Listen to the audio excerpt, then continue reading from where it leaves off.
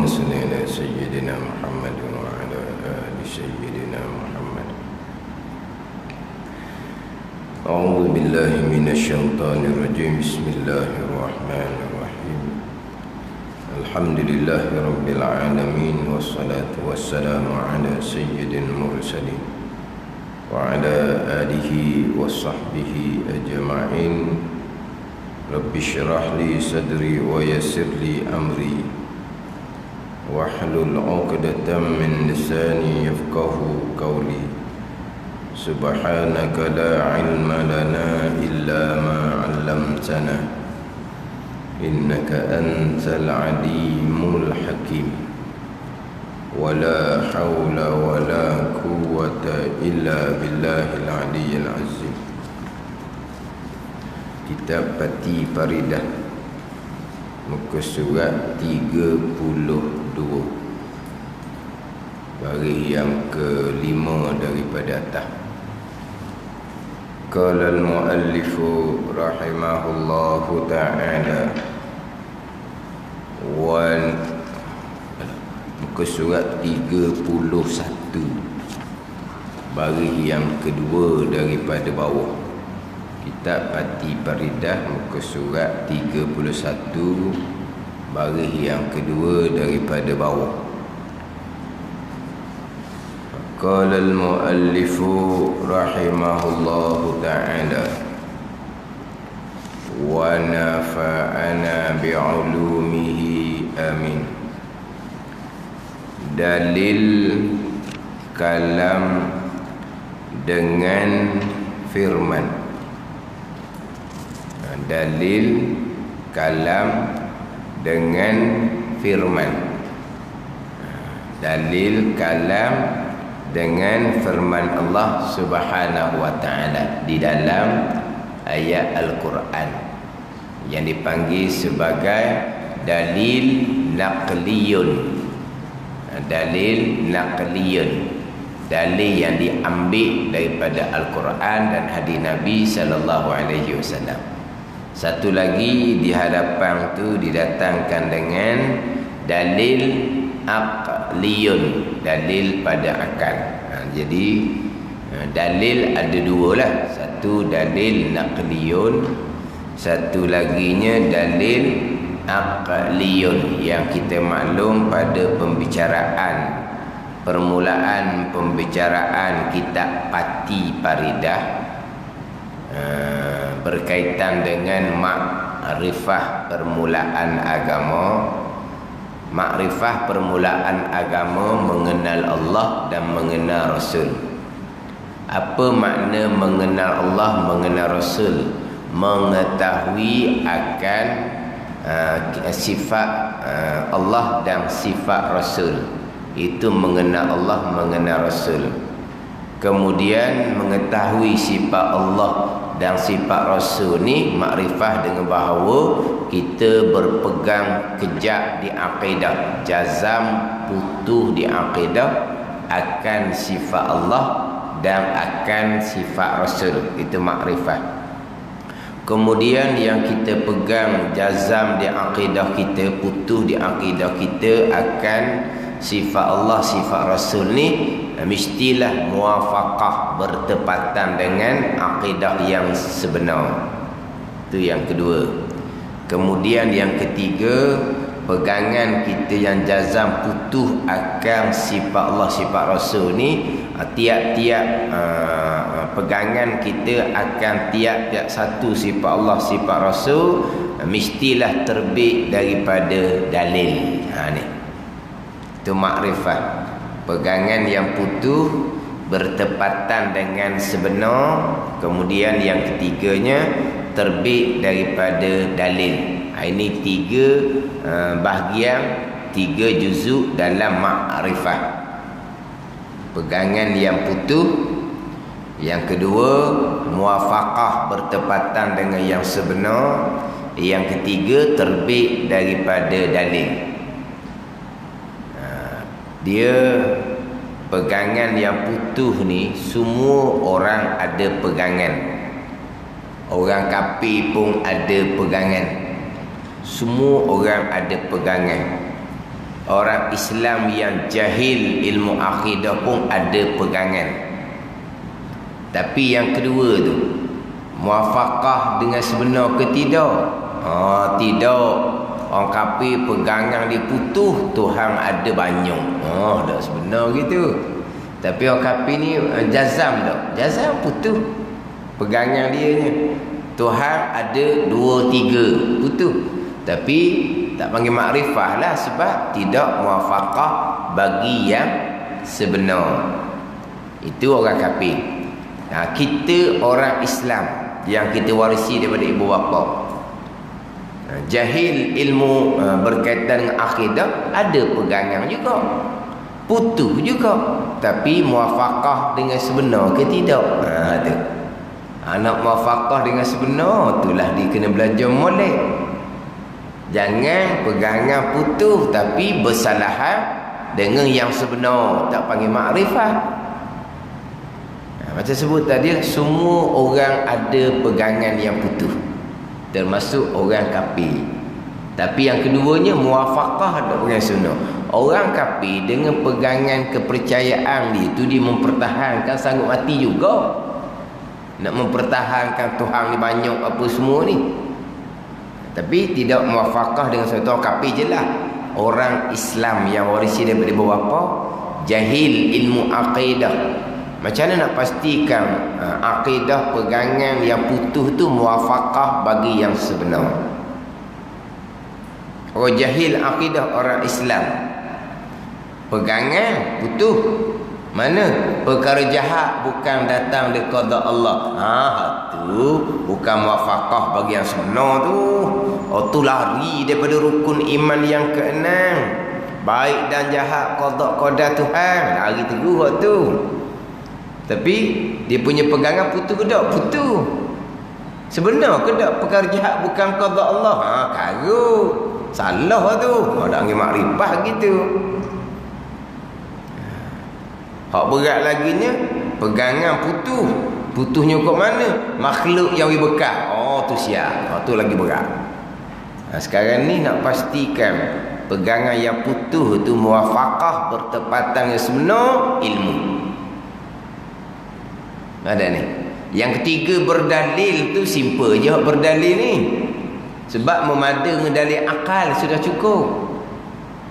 Bab dalil simple je. Hak yang kedua tu, bab jazam, bab putus, semua orang jazam dan putus. Hak yang kedua tu, muafakah bertepatan bagi yang sebenar. Sebab kita duk pegang-pegangan ni benda raib belaka. Benda raib. Kita berpegang segala yang berlaku adalah perbuatan Allah. Raib, zahirnya perbuatan makhluk. Jadi macam mana nak berpegang semua yang berlaku tu perbuatan Allah? Kena ngaji ilmu akidah untuk memastikan pegangan kita tu muafakah bertepatan dengan akidah yang sebenar. Sebab zahirnya makan kenyang, minum air hilang dahaga. Pisau tu tajam, bila pisau tu tajam maka putus lah. Bila pisau tu tajam maka putus. Kemudian bila api tu kuat, hangus. Hak tu hak pada zahirnya. Tapi adakah yang mengenyang tu perbuatan nasi? Tidak. Perbuatan Allah. Hilang dahaga tu perbuatan air? Tidak. Perbuatan Allah. Putus perbuatan Allah. Hangus perbuatan Allah. Dan nampak ke tak? Tak nampak. Zahirnya perbuatan makhluk. Jadi kalau kita tak tanam dengan ilmu akidah, beriman dengan perkara-perkara gaib, macam mana kita nak berpegang kepada perkara gaib yang berbekas tu hanya perbuatan Allah? Makhluk, nasi, air, pisau, api tak berbekas sama sekali. Ni nak pastikan muafakah bagi yang sebenar. Muafakah bagi yang sebenar tu kita nak kena kemah molek. Nak pastikan kita tu berpegang dengan akidah yang bertepatan dengan akidah Ahlussunnah wal Jamaah.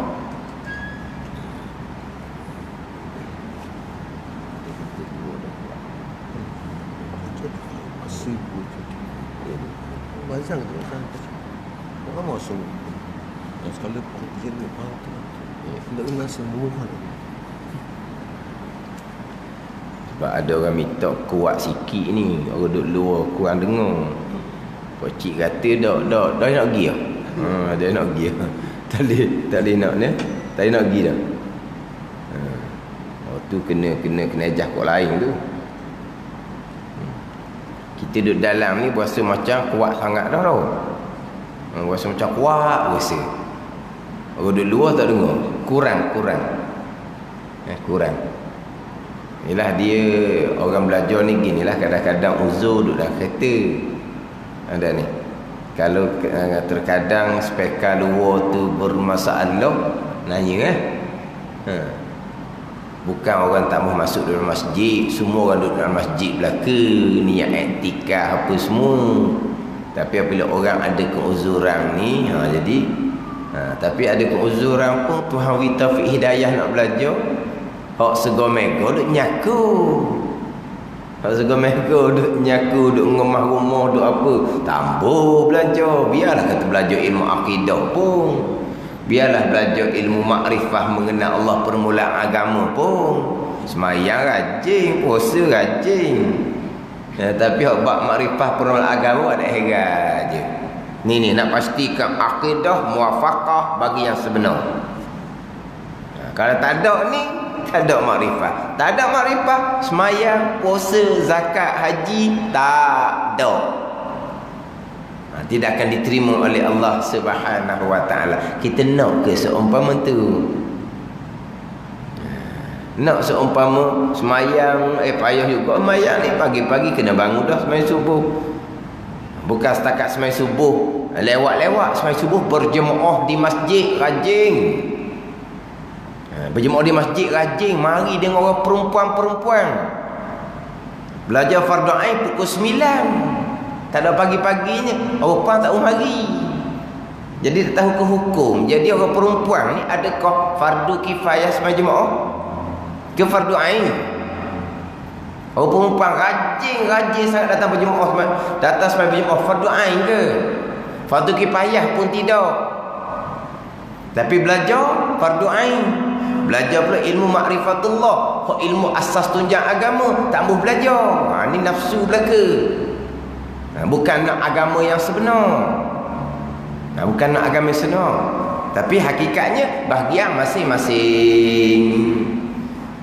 Orang yang Tuhan takdirkan pada azal orang bahagia, ahli syurga, Allah Ta'ala akan permudahkan jalan ahli syurga. Orang yang Tuhan takdir pada azab orang celaka ahli neraka, dia payah lagi pada jalanan ahli syurga. Orang yang menuntut ilmu agama, Allah Ta'ala akan permudahkan jalan ke syurga. Badan ni. Hak belajar fardu ain ni orang perempuan, suami halang sekalipun, wajib kena mari juga. Bila cerita gitulah, berjemaah rajin. Tapi belajar fardu ain tak mau. Itu bahagian masing-masing.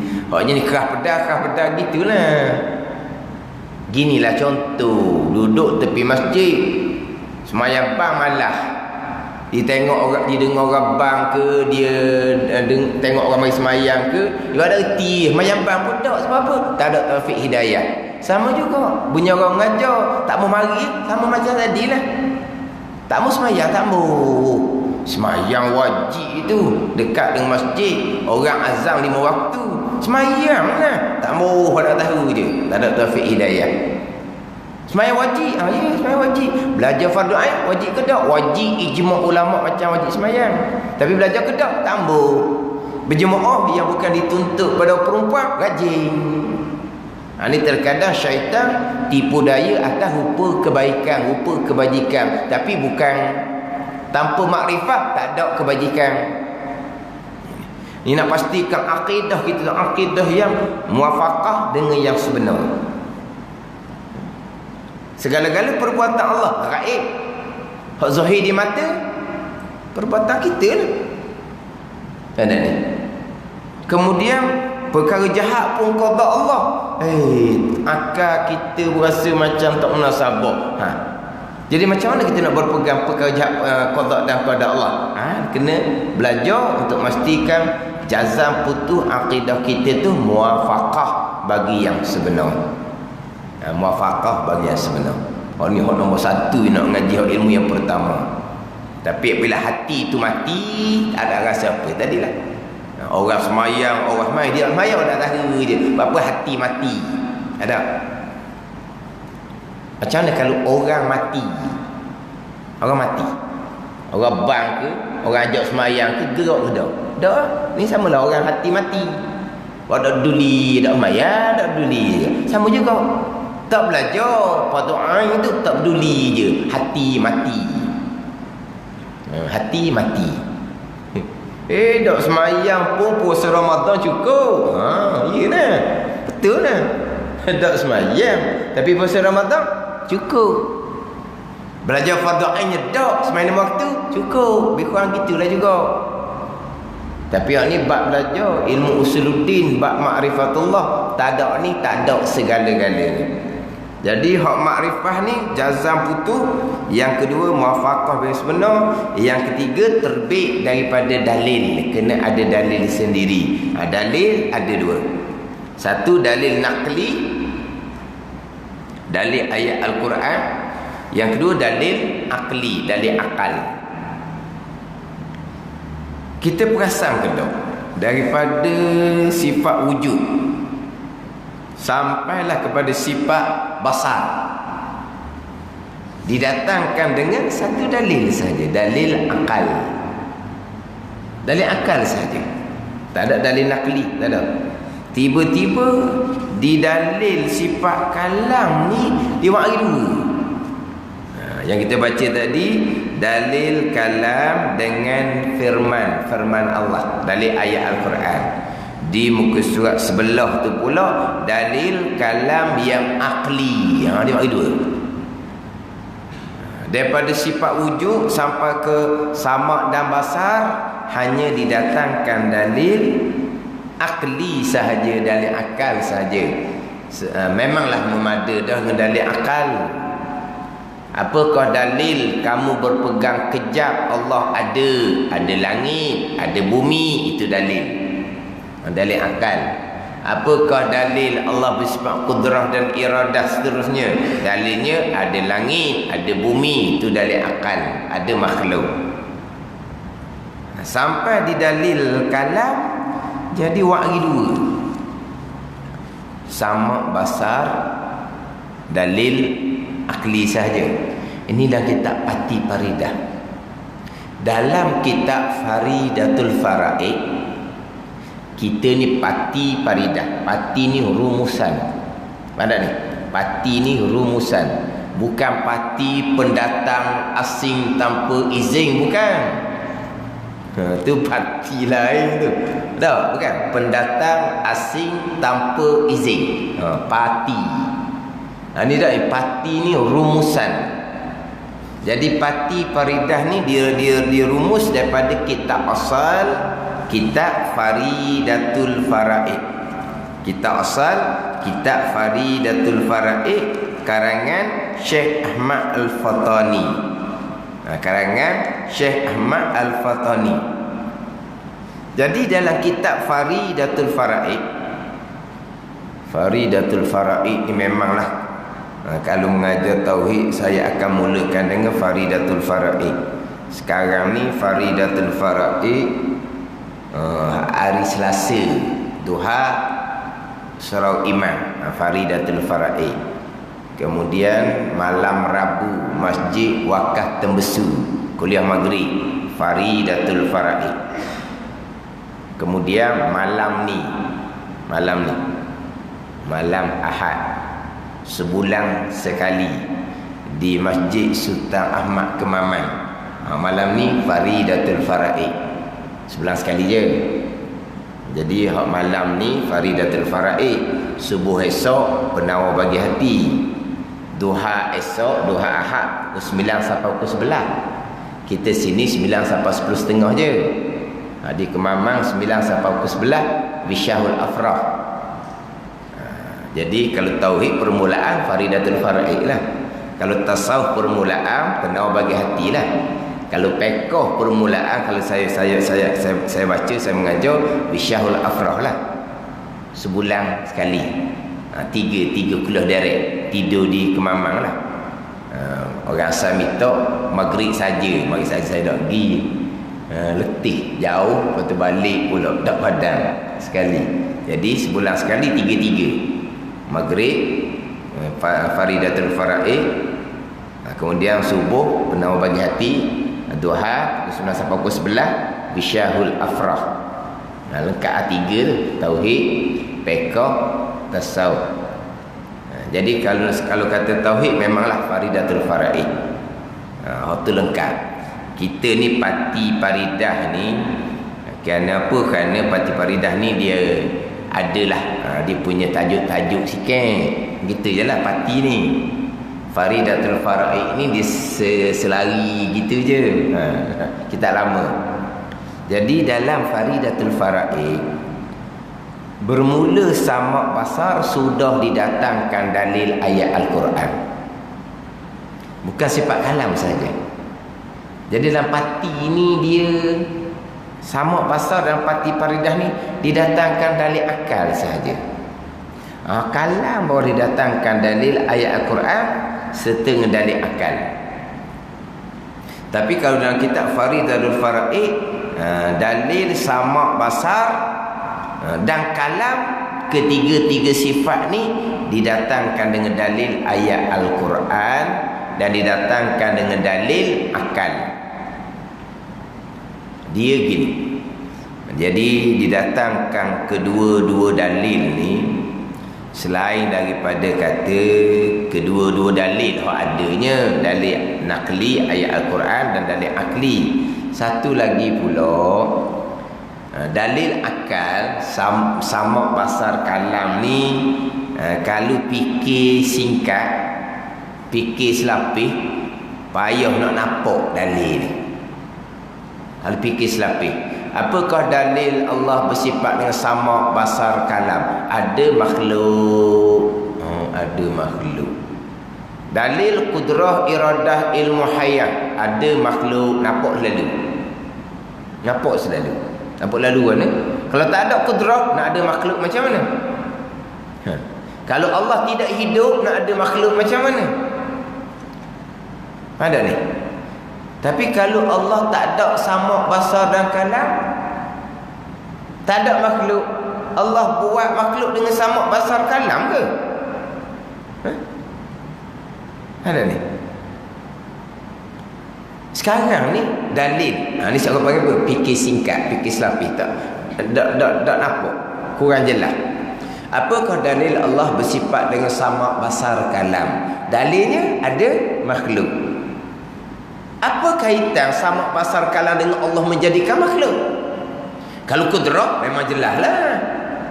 Kalau iradah, kalau tak ada iradah macam mana Allah nak melakukan? Kalau ilmu jelas lah. Kalau jahil nak makhluk macam mana? Kalau hayah, kalau tak ada hayah mati, memanglah nak ada makhluk macam mana? Tapi kalau samak basar kalam, apa kaitan samak basar kalam dengan adanya makhluk?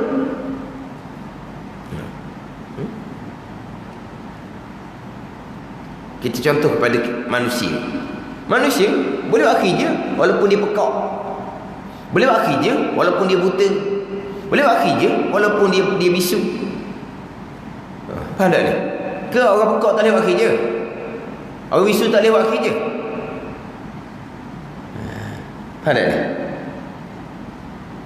Jadi sepitah lalu tu fikir singkat, dalil Allah bersifat dengan sifat sama, dalil Allah bersifat dengan sifat basar, dalil Allah bersifat dengan sifat kalam, ada makhluk. Jadi sepitah lalu tu sikap jadi tak nampak. Dia kena tunjuk jalan lagi. Kenapa? Kalau tak ada samak basar tak ada makhluk ke? Kalau tak ada samak basar, Allah bersifat dengan pekak, buta, bisu, tu sifat kekurangan. Kalau Allah sendiri sifat kekurangan di Allah tak nak hilangkan, nak buat makhluk macam mana? Kalau kekurangan di zat Allah sendiri pun tidak boleh Allah Ta'ala hilangkan, macam mana Allah nak jadikan makhluk? Lepas tu manusia tadi tu Allah yang atur dia, Allah yang gerakkan dia, Allah yang buatkan dia, bukan dia yang sebenarnya. Betul lah, walaupun manusia itu pekok boleh buat kerja, sebab dia dikendalikan oleh Allah. Kalau Allah sendiri pekok, sifat kekurangan, kalau kekurangan dia Allah pun tak boleh nak selesai, macam mana Allah nak buat makhluk? Maknanya dalil sama basar kalam berdalilkan ada makhluk, okey juga, boleh je. Tapi kalau fikir singkat tu dia jadi payah nak nampak sikit. Kalau dalil Allah bersifat kudrah, ada makhluk, memang kalau Allah tak ada sifat kudrah, bersifat lemah, memanglah tak ada makhluk. Allah nak makhluk macam mana dah Allah lemah? Mata nampak lalu. Mana sepitah lalu tu boleh faham dulu. Sama basar kalam ni, dia kalau fikir sepitah lalu tu payah nak nampak. Sebab itulah dia datangkan dengan dalil ayat Al-Quran. Bermula daripada sifat sama lagi dah. Wa huwas samiul basir. Kan senang tu. Wa huwas samiul basir. Jadi satu ayat jadi menjadi dalil kepada sama dan basar. Innallaha sami'un basir. Itu ayat yang lain pula. Dalil Allah Ta'ala bersifat dengan sifat sama dan basar. Didatangkan dengan dalil ayat Al-Quran dalam kitab Faridatul Fara'id. Dalam pati Faridah ni, dalil sama, dalil basar. Kalau Allah tidak mendengar, kalau Allah tidak melihat, Allah bersifat dengan sifat kekurangan. Kekurangan mustahil atas Allah. Ada juga tu. Jadi kekurangan kita nak pendeknya, dalil ada makhluk. Kita nak waktu orang mudah-mudah. Kalau dalil ada makhluk sebab apa? Sebab kalau Allah pekak, Allah buta, sifat kekurangan bagi Allah, jadi Allah yang bersifat kekurangan, macam mana Allah nak menjadikan makhluk? Gitu. Sebab kita dalil-dalil ni ada makhluk je lah. Itu dalil akal, ringkas sahaja, nak berdalil je. Tak ambuh jadi turut orang dalam bab pegang, turut semata-mata. Dipanggil orang muqallid, orang turut perkataan orang semata-mata pada usuluddin, pada pegangan, pada tapak agama. Turut orang semata-mata, pegang kejap Allah ada, pegang kejap Allah ada tu sebenar. Dalil mana? Dalil penunjuk pengecamannya mana? Saya turut orang je lah. Orang mengajar kata Allah ada, mak ayah pun ajar kepada kita daripada budak lagi Allah ada. Maka pegang Allah ada, turut orang mengajar. Pegang Allah ada, turut mak ayah ajar. Dia panggil apa ni? Muqallid, taklid orang, turut orang dalam bab pegangan. Khilaf ulama sama ada makrifah imam tu sah ataupun kafir lagi. Pada muktamad imam disah, makrifah disah. Sebab apa? Sebab jazam putus pegangan serta pegangan tu muafakah, bertepatan dengan sebenar. Maka sah lah. Tapi berdosa. Kenapa? Kerana wajib fardu ain kena ada dalil sendiri. Berdosa ni bagi orang yang terima pelajaran. Pada kita ayat dia, bagi orang yang terima pelajaran. Mana pun orang terima pelajaran? Orang yang cerdik. Kalau ajar dalil, dia boleh nampak dalil sendiri. Kalau orang tu jadi bodoh, jenis dak mana, kalau cerita banyak-banyak pun dia tak nak pergi dah. Pegang kejap Allah ada, pegang kejap Allah ada. Dalilnya ni ada langit, ada bumi, ada awak tu sendiri tu dalil, ada makhluk. Okey dia ni. Tanya semula lain kali, pegang kejap Allah ada, pegang kejap Allah ada. Dalil pula. Hak beritahu sebelum ni nah. Ada langit, ada bumi, ada kamu, ada makhluk ni nah. Dia pun jadi susah dah. Maul, dia ni apa? IQ rendah. Dah uti dia ni, saya nak turut awak je lah. Dah awak kata Allah ada, saya pegang ada sudahlah. Jadi ajar ni tak terima pelajaran dia panggil. Maka tak dosa, gitu je lah. Kalau orang yang terima pelajaran, pada orang yang terima pelajaran. Kalau dia belajar, dia boleh faham, tapi tidak belajar, maka berdosa. Berdosa, dosa besar ni. Berdosa yang khilaf pada kafir. Tidak berdalil, pada tak kata kafir. Para mutamak kata berdosa, tapi ingat baik. Berdosa yang khilaf pada kafir ni dosa besar. Macam ginilah contoh-contoh. Kalau bab pekong.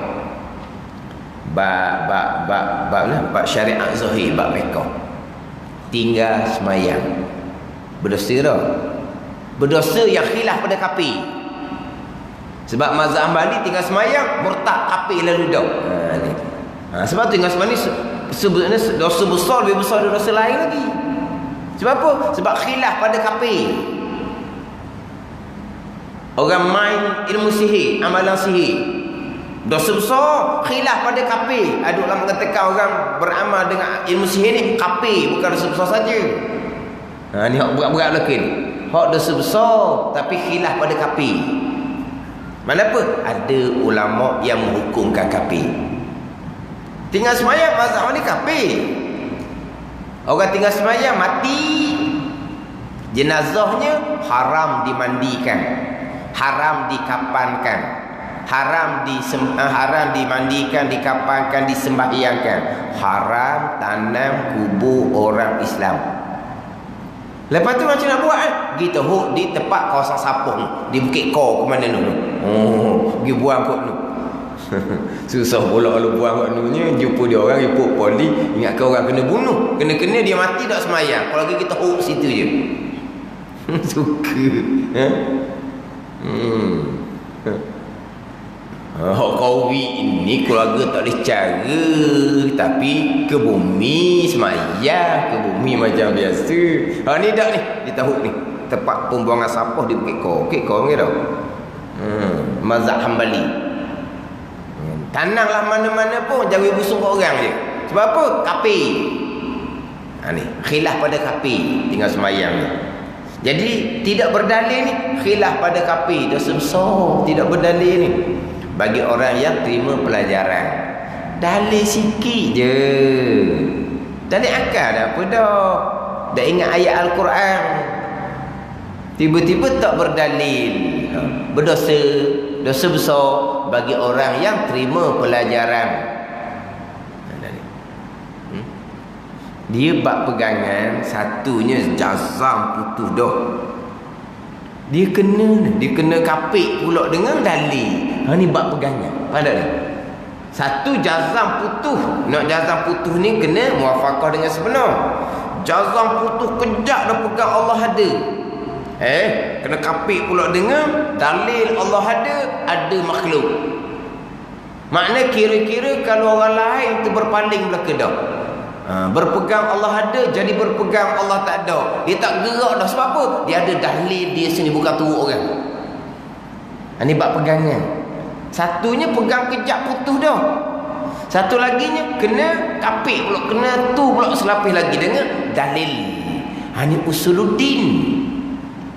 Dalam bab furu'uddin, cabang agama, turut orang pun tak apa. Tanya orang-orang yang berilmu hukum hakam turut je. Dalil tak tahu. Dalil ada belaka tapi tak tahu.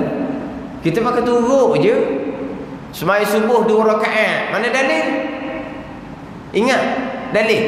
Sembahyang zuhur 4 rakaat, mana dalil? Sembahyang asar 4 rakaat, mana dalil? Tak tahu. Tahu dalil? Tak tahu, turut je. Tak apa tu pekor. Rukun 13, mana dalil? Mana dalil rukun 13? Turut je. Tanya orang yang berilmu, dia kata rukun 13. Itu pun rukun dia 13 lah. Rukun niat, kalau sembahyang fardu kena ada qasa, ta'arud, ta'ayun. Mana dalil? Ada ni. Kalau kata batal gitu je. Bercakap dalam semayang batal. Mana dalil kata batal? Tak erti dalil kita ni. Kawan. Kalau kata kentut batal wudu. Mana dalil? Ada dalil belaka. Bukanlah kita datangkan dalil belaka kalau kita besar-besar. Tapi kalau kita kecil, perkara yang membatalkan wudu, keluar sesuatu daripada salah satu daripada dua jalan, kemaluan hadapan dan kemaluan belakang. Keluar kentut ke, kencing ke, berok ke, batal wudu. Mana dalil? Kan? Sentuh kemaluan batal wudu. Mana dalil? Ada dalil belaka. Tapi kita ada dalil ke tak? Tak ada. Tak apa mereka. Tapi akidah tak boleh. Buat ni usuluddin tak apa. Dia kena ada dalil. Pegang kejap serta berdalil. Sekurang-kurang dalil akal. Macam mana dalil ayat Quran lah. Dalil apa ya? Wa huwa samiul basir. Dua dalil satu ayat. Dua sifat. Huwal awwalu wal akhiru. Tengok tu. Dua sifat situ. Dalil sifat qidam, dalil sifat baqa. Dalil wahdaniyah payah apanya? Qul huwallahu ahad. Payah apa? Dalil sifat wahdaniyah. Wa ilahukum ilahun wahid. Tu dalil wahdaniyah. Payah apa? Kita dah ingat juga hak ayat Quran dalil tiap-tiap bagi satu sifat. Dalil akal sudah memada. Sebab tu kalau pandang kata tidak berdalil ni kafir, kira macam sedang molek tu. Nampak sangat tak belajar. Setakat tak mutu orang je. Dalil je dalil ada makhluk. Tu saja. Maknanya selagi makhluk tu ada, selagi tu kita berpegang dengan sifat-sifat Allah Subhanahu wa taala ni. Ni ada kita ni. Dalil Allah Taala bersifat dengan sifat kesempurnaan. Ada kita ni menjadi dalil Allah Taala Maha suci daripada sifat kekurangan. Mana sifat kekurangan? Pekak, buta, bisu tu sifat kekurangan. Dalil kalam dengan firman Allah Ta'ala, dalil ayat Quran mana wa kallamallahu Musa taklima, artinya berkata-kata Allah akan Nabi Musa sebagai berkata-kata. Allah Ta'ala berkata-kata dengan Nabi Musa. Ayat ni cerita Allah berkata-kata dengan Nabi Musa. Hak Allah Ta'ala bercakap dengan Musa bukan dengan wa kallamallah. Hak Allah Ta'ala bercakap Nabi Musa nya, anallahu la ilaha illa ana fa'budni wa aqimis salata li zikri wa ma tilka bi yaminika ya Musa. Tu Allah Ta'ala bercakap Nabi Musa. Qala lan tarani walakin zur ilal jabal fa in istaqarra makanahu fasawfa tarani. Tu hak Allah Ta'ala bercakap dengan Nabi Musa alaihissalam. Banyak lagi lah hak perkataan hak Allah Ta'ala bercakap dengan Nabi Musa alaihissalam. Ada ni. Adapun wa kallamallahu Musa taklima tu bukan Allah Ta'ala bercakap Nabi Musa dengan perkataan wa kallamallah. Wa kallamallah ni menceritakan bahawa Allah bercakap dengan Nabi Musa. Ayat hak bercakapnya bukan wa kallamallah. Ayat ni banyaklah hak perkataan yang Nabi Musa, Allah Ta'ala bercakap dengan Nabi Musa alaihi salam. Apa makna Allah Ta'ala bercakap dengan Nabi Musa? Bermakna menghilang Allah akan dinding. Akan dinding. Menghilang Allah akan dinding. Hijab. Biasa dengar tak hijab? Kita hijab ni perempuan yang berhijab. Berhijab tu tutup tu lah. Ni hijab. Kita ni hijab dengan Allah Ta'ala. Kita terdinding dengan Allah Ta'ala. Atau hijab. Tapi sini sebut dinding ni, jadi kita sebut dinding ni jadi lain sikit bunyi dah. Hijab bermakna menghilang akan dinding, akan hijab daripada Nabi Musa dan memperdengar dan menunjuk akan dia akan Musa akan kalamnya yang qadim. Tidak maksudnya, bukan maknanya berkata-kata Allah dengan perkataan kemudian diam. Atau maksudnya, bukan maksudnya berkitab Nabi Musa sebagai kitab yang dipaham, maksudnya bukan. Bukan Allah bercakap dengan Nabi Musa, bukan Allah bertitah Nabi Musa. Ni apa ni? Nak tolak, nak rak pandangan Imam Maturidi. Imam Maturidi, Allah Ta'ala bercakap Nabi Musa AS, Allah Ta'ala menjadikan suara di udara. Allah yang bersifat kudrah mengadakan suara di udara. Suara di udara itulah yang didengari oleh Nabi Musa AS. Itu pandangan Imam Maturidi. Tapi bagi pandangan Imam Asy'ari, bukan Nabi Musa dengar perkataan. Dan Nabi Musa bercakap dengan Allah Ta'ala ni, Allah Ta'ala buka hijab, Allah Ta'ala buka dinding, Allah Ta'ala memperdengarkan akan Nabi Musa akan kalam Allah yang qadim, yang ada di zat Allah. Ni payah sikit nak faham. Antara dua pandangan ni, pandangan Imam Maturidi lah, hampir mudah kita nak faham. Allah menjadikan suara di udara. Allah yang bersifat kudrah menjadikan suara di udara. Nabi Musa pun dengarlah suara kalam lafzi yang Tuhan jadikan di udara. Tapi dalam kitab ni ditolak ni. Tidak maksudnya, maksud wa kallamallahu Musa taklima tu berkata-kata Allah dengan perkataan kemudian diam. Bukan Allah menjadikan perkataan Nabi Musa pun dengar kena perkataan tu habis. Bukan. Lepas tu Nabi Musa bercakap dengan Allah macam mana? Tu cerita Nabi Musa. Nabi kita pada malam Mi'raj bercakap dengan Allah macam mana? Pandangan Imam Asy'ari, Allah Ta'ala buka hijab, buka dinding antara ini antara Allah dengan Nabi Musa, antara Allah dengan Nabi Muhammad sallallahu alaihi wasallam. Allah Ta'ala memperdengarkan akan kalam Allah yang qadim. Dan sifat kalam Allah yang qadim ni berhuruf bersuara? Tidak. Dan nak dengar mana kalau sifat kalam Allah tidak berhuruf bersuara? Sifat kalam Allah ada ke tak? Ada ke tak? Bila ada boleh dengar lah. Ada ni. Bila ada boleh dengar. Ada pun kena ada bunyi baru dengar. Itu ada. Itu hak Tuhan pelakukan kita, hak biasa-biasa di dunia. Kita hanya boleh dengar akan barang yang ada bunyi.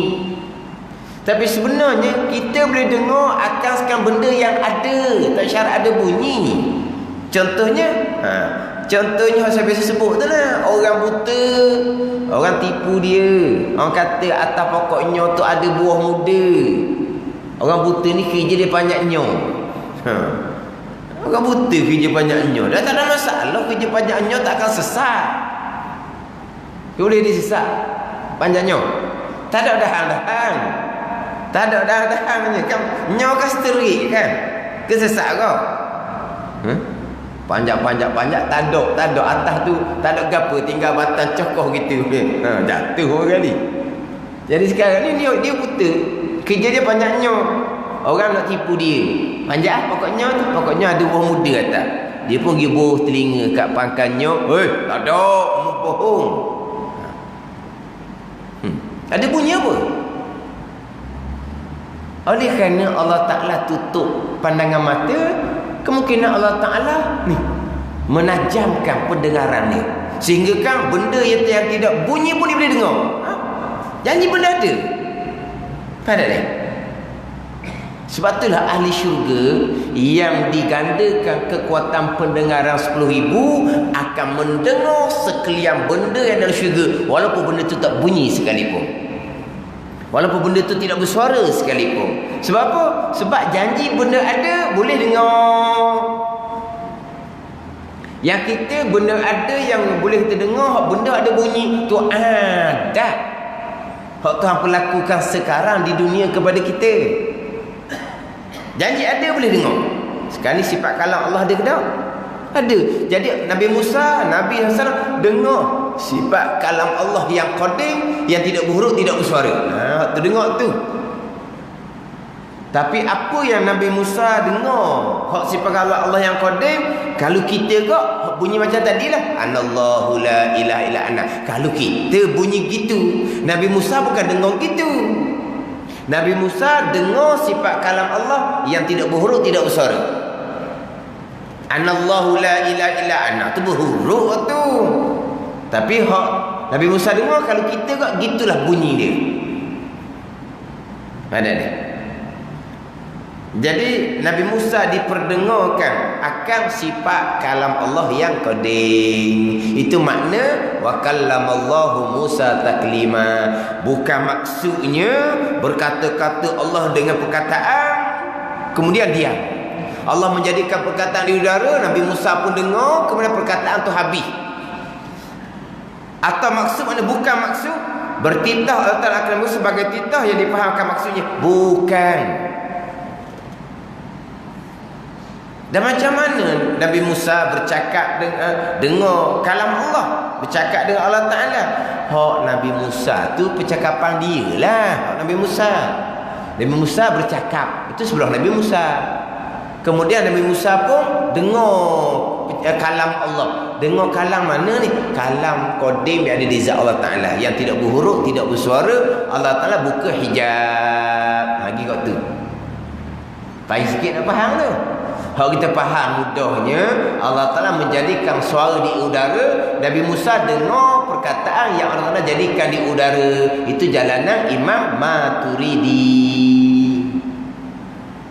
Jadi di sini tidak maksudnya berkata-kata Allah Ta'ala ni jadi seolah-olahnya nak tolak akan pandangan Imam Maturidi.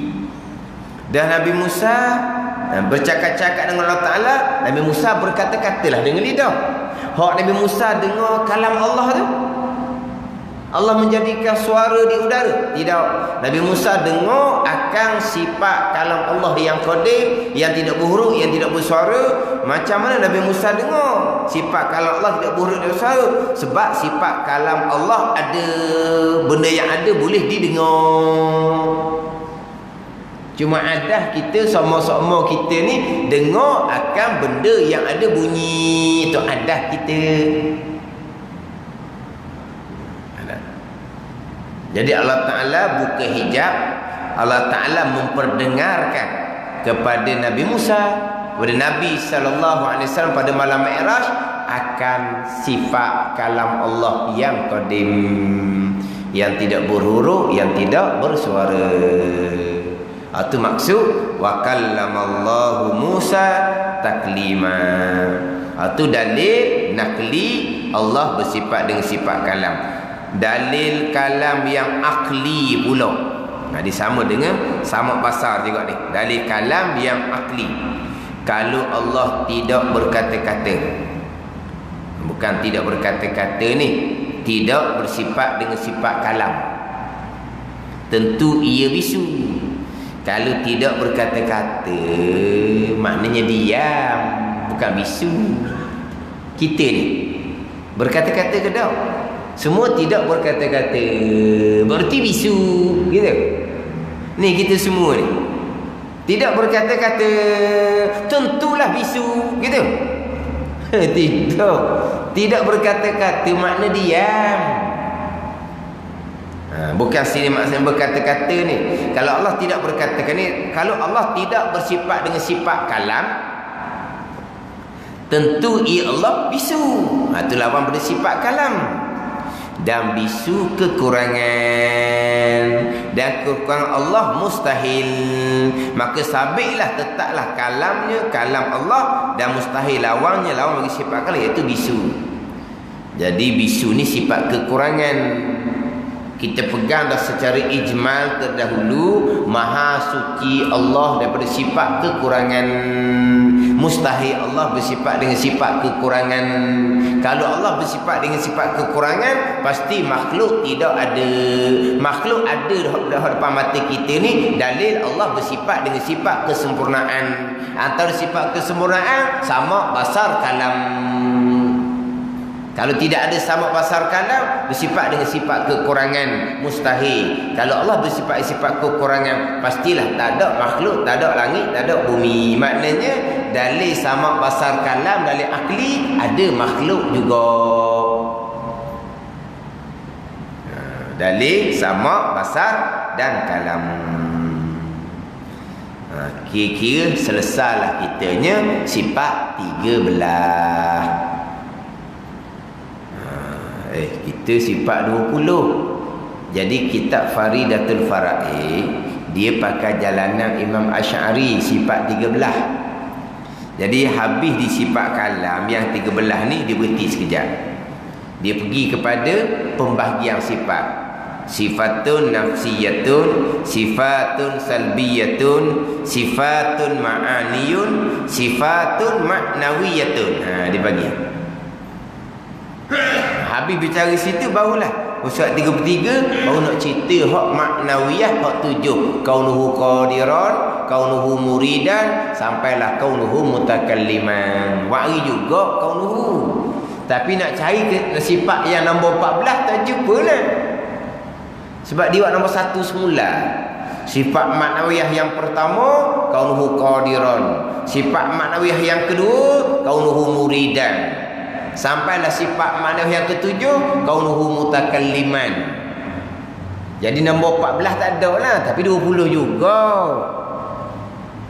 Biasa kita nafsiyah ke salbiyah ke ma'ani maknawiyah ke, lepas selesai dulu bicara sampai ke kaunuhu mutakalliman, bicara 20 sifat, barulah pergi kepada pembahagian 20 sifat tadi kepada nafsiyah, salbiyah, ma'ani, maknawiyah. Ni dah ni. Berhenti di kalam, pecah lalu dah. Nafsiyah, salbiyah, ma'ani, maknawiyah. Mana maknawiyah? Yang pertama kaunuhu qadiran, yang kedua kaunuhu muridan, yang ketiga kaunuhu aliman. Dia buat begitu. Kita biasa kita dah. Yang ke-14 kaunuhu qadiran, yang ke-20 kaunuhu mutakalliman. Barulah pecah. Sifat nafsiyah hak mana, salbiyah hak mana, baru pecah. Biasa kita lah. Jadi kita Pati Faridah ni dirumus daripada Faridatul Fara'i. Faridatul Fara'i dia pakai jalanan Imam Asy'ari sifat 13. Kemudian sifatun nafsiyatun, sifatun salbiyatun, Musa 33, sifatun ma'aniyun, sifatun ma'nawiyatun. Buat ada baris belakang tu. Ni kita cerita dah hak masa bicara Hidayatus Salikin. Sifatun tu mufrad satu, sifatun tu jamak. Sifatun, sifatani dua sifat. Sifatun tu jamak, 3 sifat ke atas. Sifatun sa peta marbutah 1. Sifatun tu banyak. Dia sifatun 1. Sifatani 2 sifat. Sifatun 3 kata. Jadi kenapa nafsiyah sifatun nafsiyah tu? Sebab ada 1 je wujud. Sifatun lah. Lepas tu sifatun salbiyah tu sebab ada 5. Qidam baqa, mukhalafatu ta'ala lil hawadis, qiyamuhu binafsi, wahdaniyah. Lepas tu surat 33 sifatun ma'aniyun. Apa datang jamak juga? Sebab ma'ani ada 7, qudrah, iradah sampai ke kalam. Sifatun ma'nawiyatun pun samalah 7 juga. Kaunuhu qadiran sampai kaunuhu mutakalliman. Itu beza antara sifatun nafsiyatun dengan sifatun salbiyatun. Kita sebut dah dahulu masa dalam kitab Hidayatus Salikin. Sifatun nafsiyatun. Wallahu a'lam.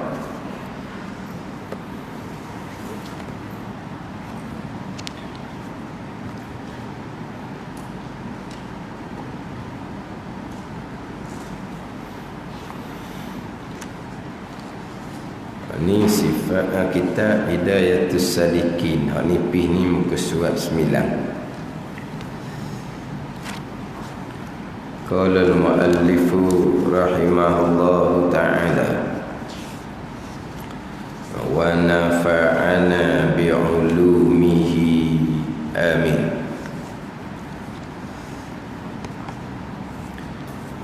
Bermula sifat, tengok dia ejaan ni tu.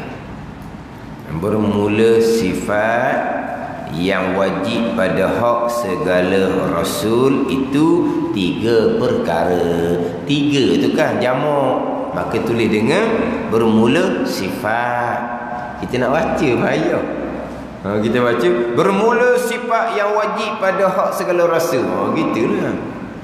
Tapi dia datang dengan sifat. Bermula sifat yang wajib pada hak segala rasul itu 3 perkara, 3 sifat. Pertama, sidik, artinya benar. Kedua, amanah, artinya kepercayaan. Ketiga, tabligh, artinya menyampaikan segala barang yang disuruh mereka itu menyampaikan dia akan barang kepada segala makhluk. Jadi didatangkan permulaannya sifat Allah, kemudian disusuli dengan sifat Rasul. Sebab permulaan agama mengenal Allah, mengenal Rasul. Nak mengenal Allah, mengenal Rasul ni mengaji sifat Allah, sifat Rasul lah. Ini permulaan agama. Kemudian sebagaimana berkait dengan sifat Allah, begitu jugalah berkait dengan sifat Rasul. Dia ada secara ijmal, dia ada secara tafsil. Sifat Allah secara ijmal, kita berpegang Allah bersifat dengan sifat kesempurnaan yang tidak terhingga banyaknya. Dalil ada makhluk. Maha suci Allah daripada sifat kekurangan. Kita berpegang mustahil Allah bersifat dengan sifat kekurangan yang tidak terhingga banyaknya. Dalilnya ada makhluk. Ada ni. Itu secara ijmal. 20 sifat itu secara tafsil. Sekarang kita masuk bicara sifat Rasul. Sama ada sifat Rasul 3 macam kita Hidayatus Salikin ataupun 4, itu secara tafsil. Secara ijmal kita wajib berpegang Nabi dan Rasul, manusia pilihan Allah, pastilah bersifat dengan sifat sempurna nisbah seorang manusia. Bukan sifat kesempurnaan seperti sifat Allah, sebab Allah ni Tuhan. Rasul ni bukan Tuhan. Rasul ni manusia, tetapi manusia pilihan Allah. Bila Nabi Rasul manusia pilihan Allah, pasti Nabi Rasul ni di kalangan manusia yang bersifat dengan sifat sempurna nisbah seorang manusia. Bukan sempurna macam Tuhan, sempurna nisbah seorang manusia. Sempurna dari segala segi. Sebab tu Nabi Rasul ni tak ada orang cacat. Bukan Nabi Rasul tak ada orang cacat, hak utuh pun tak ada. Nabi Rasul ni handsome belaka, jangok comel belaka. Ada ni. Sebab apa? Sebab Nabi Rasul ni pilihan. Kalau pilihan hak mari jenis hak muka nampak beke jahat je, nampak muka nak dakwah macam mana? Mana ni? Ada orang kata muka dia macam orang jahat tapi dia baik. Muka dia macam orang jahat. Ada orang kata gitu. Mungkin-mungkin dia beken ke, gitulah mungkin. Ada orang muka tu muka beken, tuan tak beken. Ada orang muka lembut sungguh tapi beken sangat-sangat. Kan? Jelah kata dia kata Duduk bincang masjid, duduk bincang. Kita nak letak siapa ni jaga budak-budak belakang jemaah tu bising. Ni cerita dulu lah ni. Dia tak ada budak dah ni. PKPP ni tak ada budak dulu. Ada orang cadang. Kita letak muka jahat-jahat sikit dia kata. Muka jahat mana pula? Muka jahat lah. Dah ramai-ramai ada jemaah ni. Mana kau muka jahat? Budak tengok muka dia takut dah. Orang dia tengok muka jahat. Maksud apa tu? Muka bekek. Gitulah. Jadi kalau muka Rasul ni, muka Haji ni pesel orang tengok takut dah tak mau pergi dekat, nak menyapa mana. Jadi Nabi Rasul tak ada. Semuanya comel belaka. Sebab apa Nabi Rasul pilihan? Pastilah bersifat dengan sifat sempurna nisbah seorang manusia. Sempurna nisbah keturunan.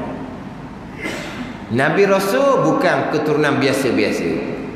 Bukan kata Nabi itu Nabi, ayah dia orang jahat, mak dia orang jahat. Dah. Nabi Rasul keturunan yang baik-baik. Ada ni. Dah lah, kalau macam kita sendiri pun, kita ni tak jahat, baik. Tapi kalau mak ayah kita dikenali tak baik, dengan kita pun akan jadi baik tu. Tapi Allah kalau tengok mak ayah dia kau, ada ni. Jadi satu kekurangan pula. Walaupun anak tu baik, tapi kalau mak ayah tu asalnya tak baik, jadi anak baik ni pun akan jadi ada ni. Akan terpalit jugalah hak kejahatan mak ayah tak ada kena-mengena dengan anak.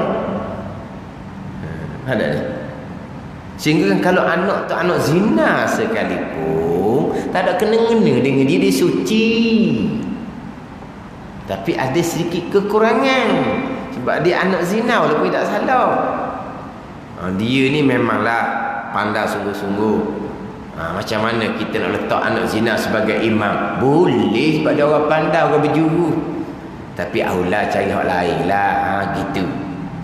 Kalau tak ada, ambil je lah. Kalau tak ada, ambil lah. Hak makruh dia tu imam ni, hak pasir. Hak tu makruh dia tu imam. Anak zina ni dia berjuru dianya.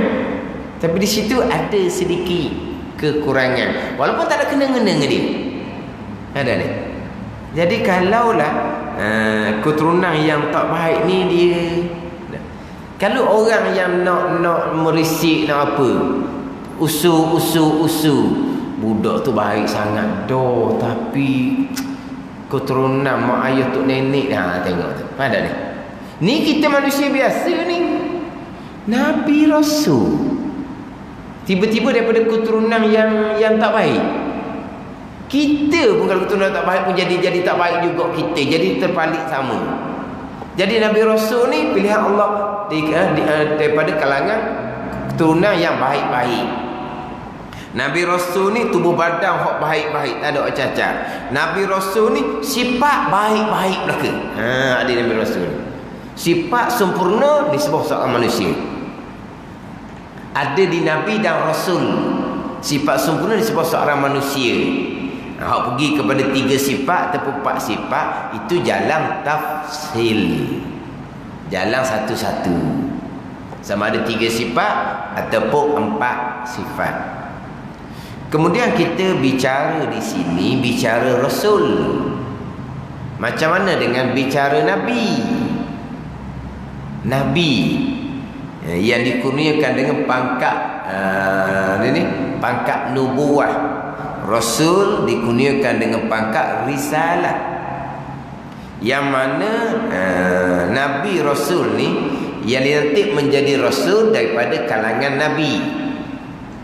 Diangkat pangkat nubuwah, pangkat kenabian. Kemudian diangkat pangkat risalah, pangkat kerasulan. Pada ni. Jadi Rasul ni mari daripada Nabi. Nabi ramah hak setakat Nabi. Pada ni. Sekarang Rasul datang daripada seorang Nabi. Adapun Nabi ramah setakat pangkat Nabi, tak naik pangkat risalah, pangkat kerasulan. Sebab tu bila sebut kata Rasul, ianya Nabi. Kalau sebut kata Nabi, belum tentu ianya Rasul. Faham tak cerita?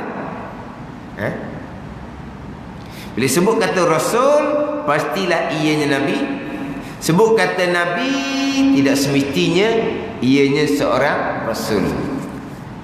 Sebab itulah Nabi Rasul ni umum khusus dia panggil. Ada. Ada hak Nabi saja, ada hak Nabi dan jadi Rasul.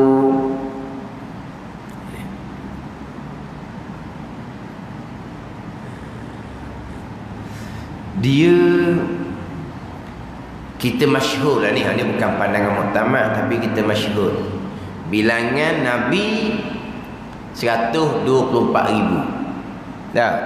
Bilangan Rasul 313 orang. Jadi 313 orang ni daripada 124,000 tu.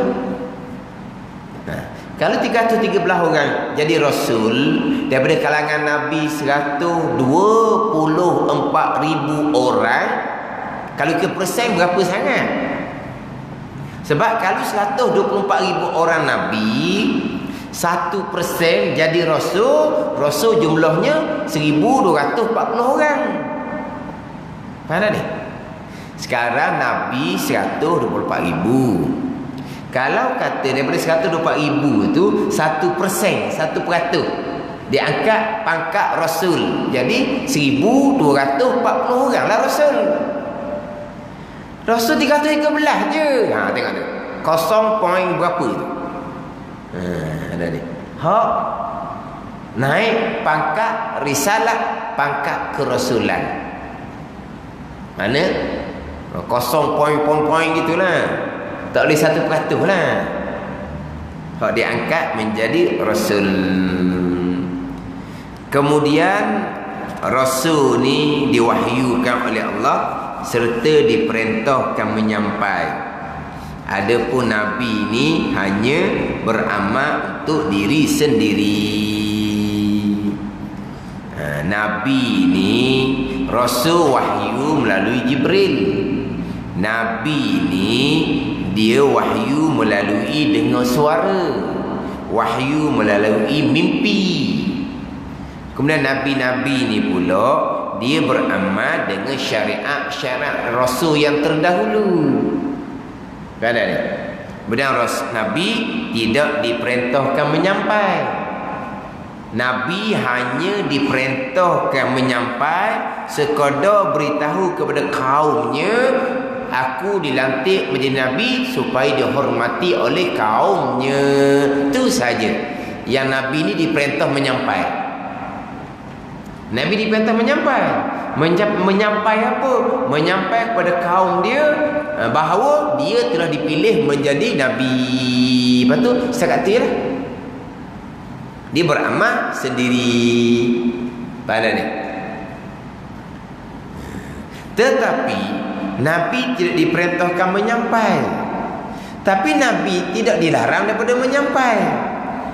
Hak Nabi-Nabi yang kena pukul sampai ke mati, macam contoh dalam kisah surah Yasin tu, hak tu hak Nabi menyampai lah tu, pukul dia orang lah.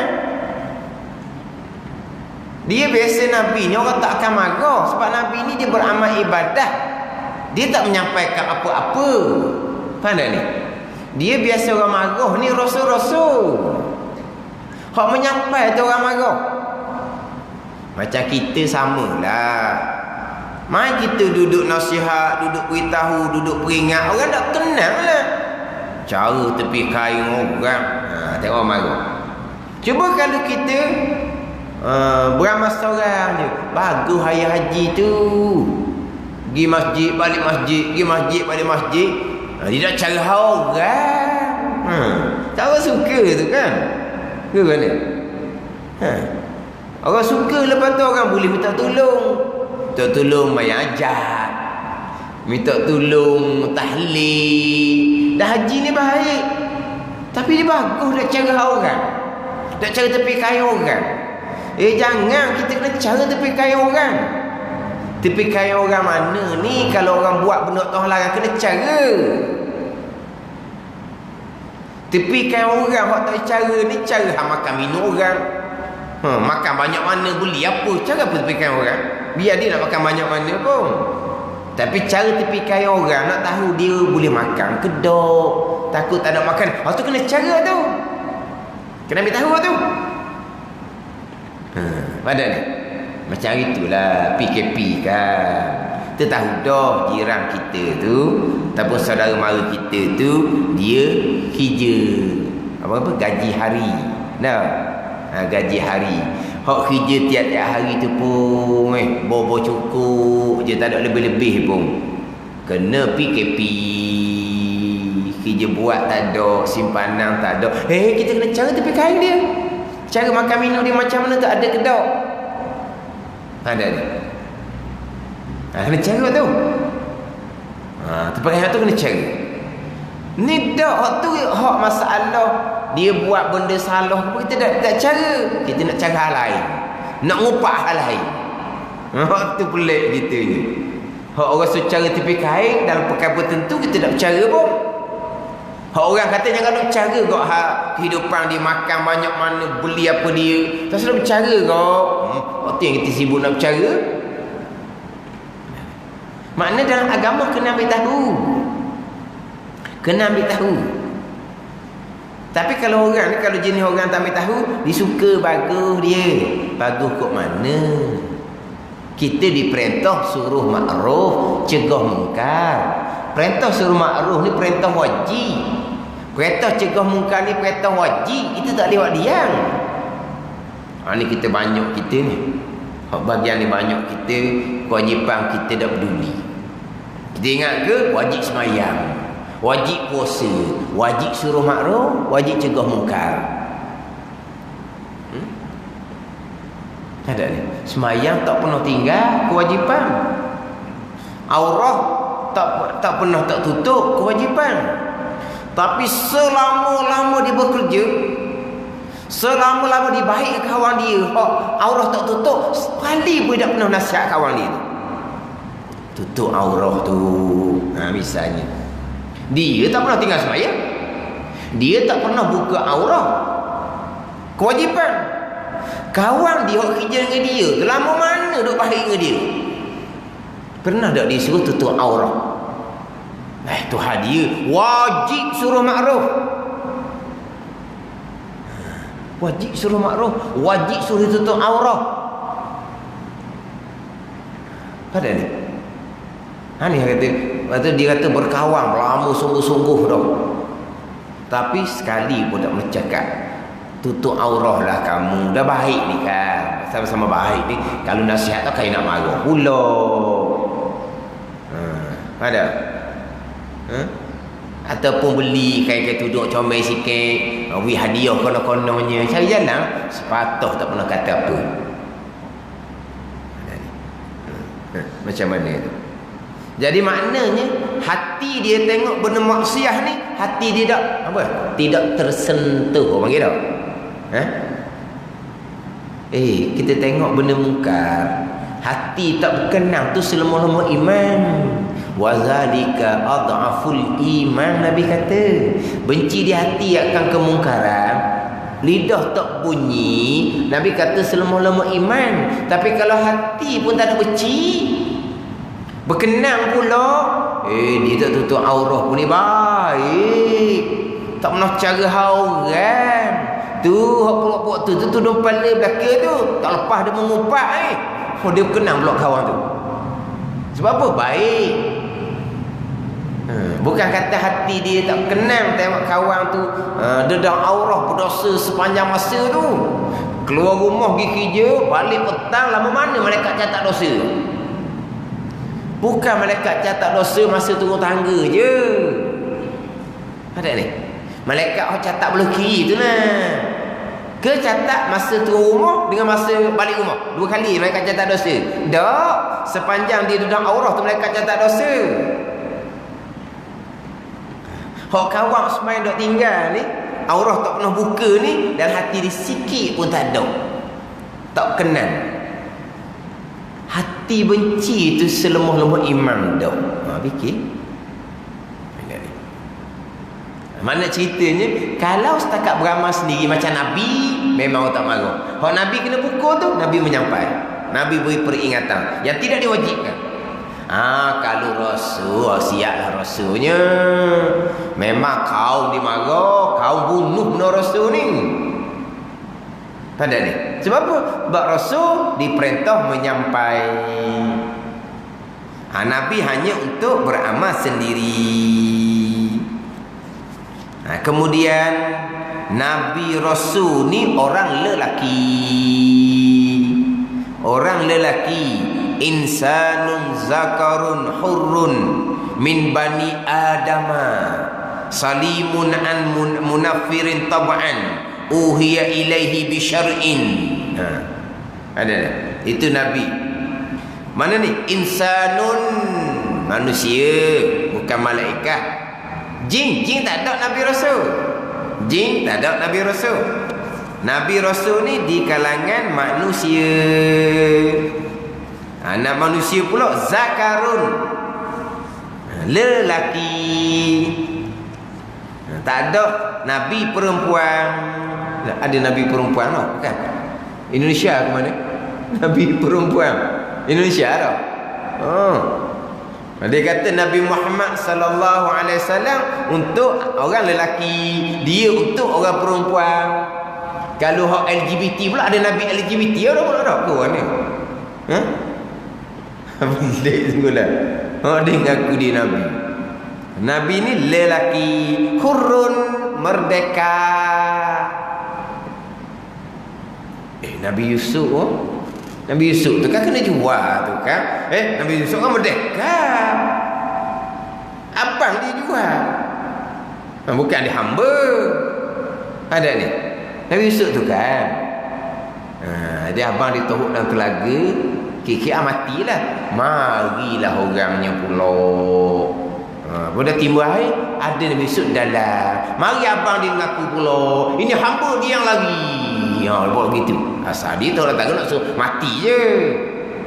Tiba-tiba mari mana orang yang berdagang lah. Mari pula abang-abang dia. Kata hamba yang lari. Dia pun nak jual. Bukan hamba Nabi Yusuf. Abang ditipu jual. Itu bukan hamba. Sebab apa? Sebab Nabi Rasul hurun, merdeka. Itu Nabi Rasul. Tak ada hamba jadi Nabi, jadi Rasul. Zakarun, lelaki. Ini kita cerita pandangan muktamad lah. Bukan tidak ada pandangan da'i mengatakan ada Nabi di kalangan orang perempuan. Ada. Mana hak Nabi di kalangan orang perempuan? Siti Maryam. Ada pandangan da'i kata Nabi Siti Maryam, Hawa. Ada kata Nabi. Kemudian Asia tau, isteri Firaun. Ada kata Nabi Asia. Kemudian Hajar, Sarah, ada kata Nabi. Kemudian Yuhanith nama dia. Ada kata Nabi juga. Yuhanith. Kita tak kenal Yuhanith. Kalau kata Maryam, Asia, Hawa, Hajar, Sarah kita kenal.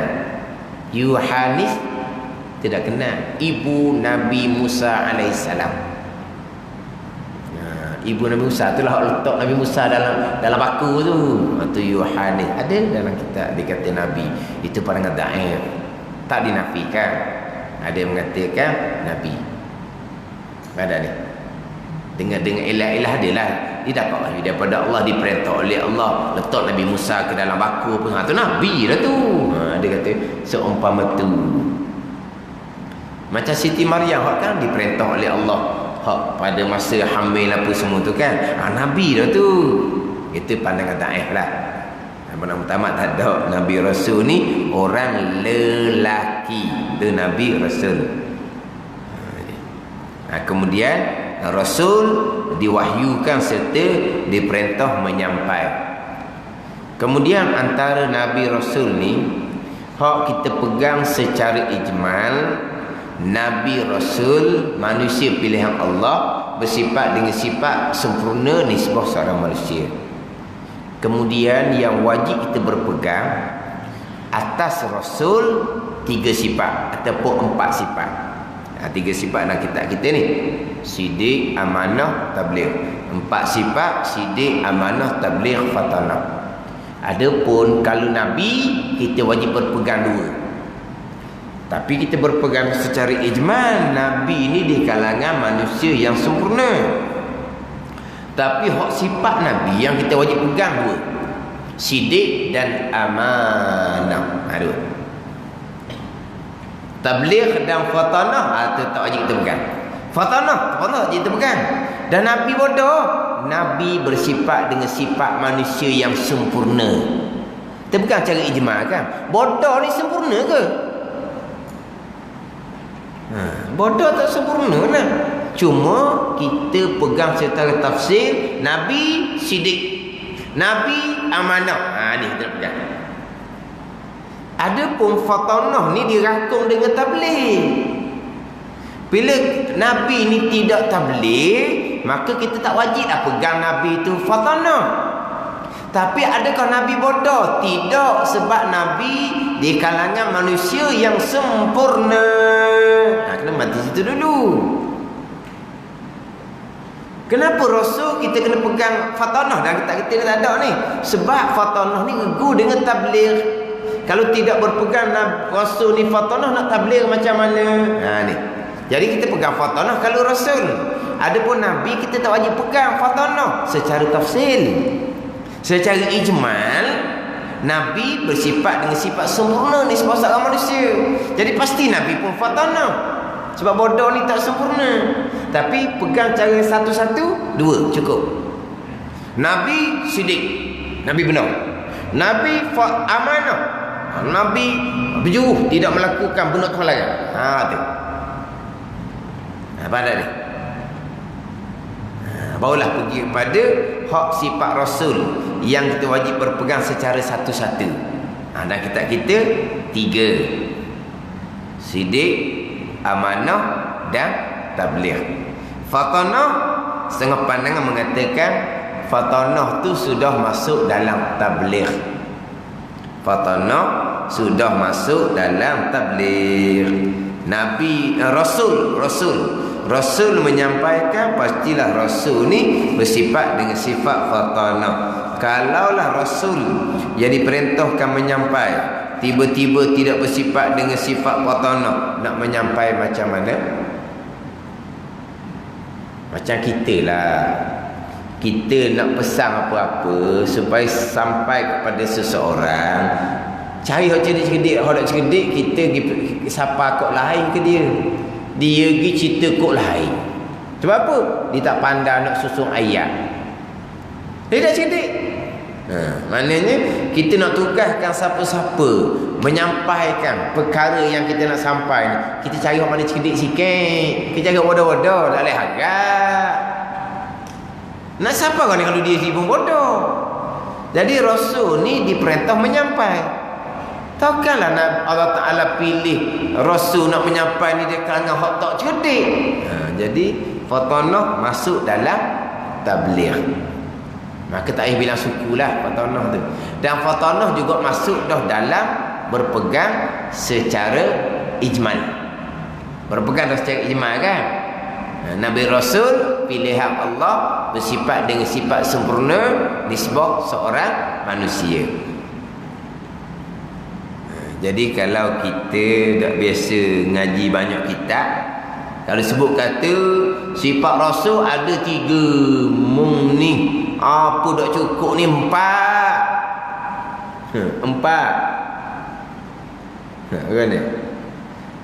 Tapi kalau Nabi Rasul kita pegang 3, nak cukup 50, nak cukup kok jalan mana pula? Sekarang kita biasa dengar kan aqaid 50. Aqaid 50 kan?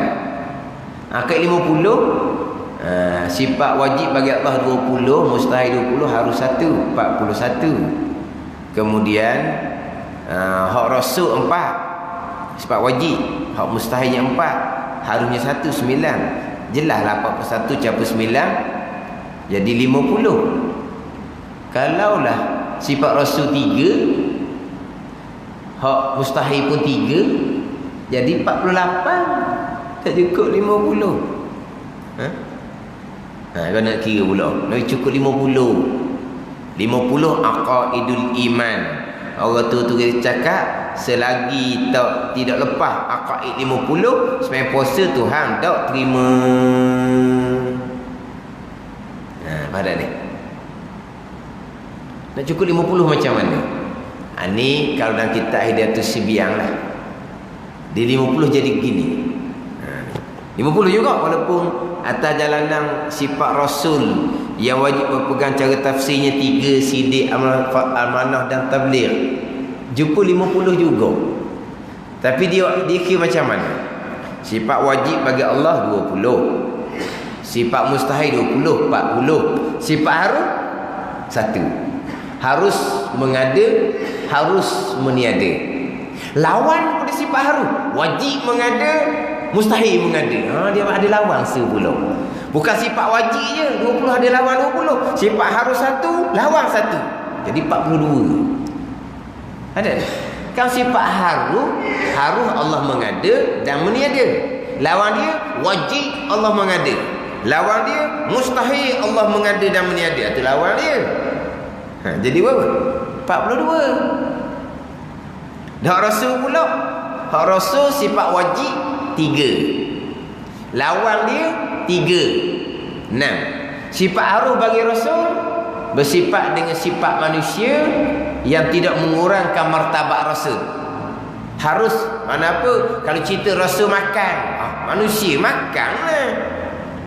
Rasul tidur, manusia mengantuk lah. Rasul sakit, manusia sakit lah. Harus Nabi Rasul bersifat dengan sifat manusia yang tidak mengurangkan martabat Nabi Rasul. Harus. Lawan dia Nabi Rasul bersifat dengan sifat malaikat. Itu lawan dia. Tidak bersifat dengan sifat manusia, bersifat dengan sifat Tuhan, mustahil. Bersifat dengan sifat malaikat, mustahil. Ada lawan pula pada sifat harus. Jadi sifat harus bagi Rasul bersifat dengan sifat manusia. Lawan dia bersifat dengan sifat Tuhan. Rasul tidak bersifat dengan sifat Tuhan. Lawan dia bersifat dengan sifat malaikat. Nabi Rasul tidak bersifat dengan sifat malaikat. Jadi kalau sifat wajib 3, lawan 3, sifat harus 1, lawan harus 1, jadi berapa? 8. Tadi 42. 42 jadi siapa 8 berapa? 50 kau. Ada ni? Cukup 50. Walaupun atas jalanan sidik, amanah dan tabligh. Sifat Rasul yang wajib atas mukallaf mengetahui dan berpegang cara tafsir 3. Takut 3, lauk mustahil pun 3, kurang 2. Jadi aqaid 50, tolak 2 jadi 48. Dah 50 juga. Itu cara cukupkan jumlah 50 dalam kitab Hidayatus Sibiyan. Yang mana kitab Hidayatus Sibiyan sama dengan kitab Hidayatus Salikin. Sifat Rasul yang wajib atas mukallaf mengetahui dan berpegang cara tafsir 3. Sidik, amanah dan tabligh. Fatanah sudah masuk di dalam tabligh. Tapi kita masyhur juga 4 lah. Kalau sebut 3 kita jadi kok lahir pula timbulnya. Ni kita Hidayatus Salikin 3. Bukanlah kita Hidayatus Salikin sajalah. Ada bagi kitab-kitab yang lain hak wajib tempuhkan cara tafsirnya sidik, amanah dan tabligh. Sifat bagi Rasul, sifat bagi Nabi yang kita wajib berpegang cara tafsir adalah sidik dan amanah. Kita berpegang cara ijmal. Nabi sama, Rasul sama, bersifat dengan sifat sempurna nisbah seorang manusia. Pertama daripada 3 sifat yang wajib pada hak segala Rasul, sidqun, artinya arti sidqun benar. Wallahu a'lam. Bismillahirrahmanirrahim. Alhamdulillahirabbil alamin wassalatu wassalamu ala sayyidil mursalin wa ala alihi wa sahbihi ajma'in. Allahumma ftah alaina futuhal arifin. Allahumma allimna ilma aqdamin wa fahimna famas sabiqin warzuqna ruqat talibin Allahumma zidna ilman wa alhiqna bis salihin. Wa sallallahu ala sayyidina Muhammad wa ala alihi wa sahbihi wa sallam. Walhamdulillahi rabbil alamin.